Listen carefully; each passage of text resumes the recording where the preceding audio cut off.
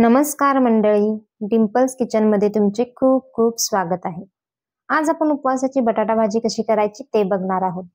उपवासाला साबुदाणा खिचडी खाऊन कंटाळा आला असेल तर अशा पद्धतीने बटाटा भाजी तुम्ही बनवू शकता।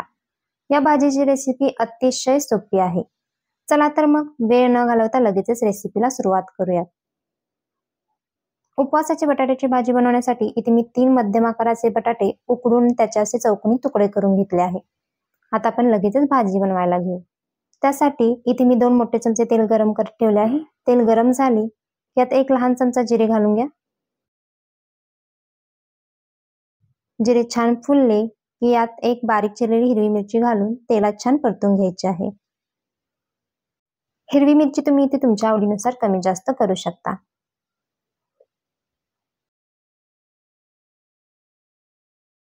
त्यानंतर यात बटाटे घालून सगळे व्यवस्थित मिक्स करून याला तेलात 1 मिनिटभरासाठी परतून घ्यायचे आहे।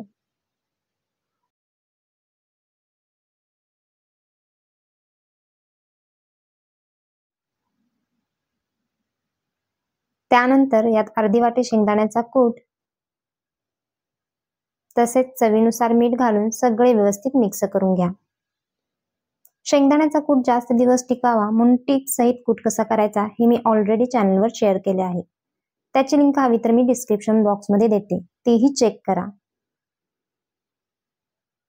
आता यावर झाकण ठेवून 1 मिनिटभरासाठी वाफ काढून घ्या। अशा पद्धतीने उपवासाची बटाट्याची भाजी तयार आहे। बनवायला अगदी सोपी आहे, त्यामुळे नक्की करून बघा। आणि अशाच नवनवीन रेसिपींसाठी चॅनलवर नवीन असाल तर सबस्क्राईब करायला विसरू नका। त्यासोबत रेसिपी आवडली असेल तर लाईक आणि शेअरही करा। पुन्हा भेटू अशाच एका छान रेसिपी सोबत।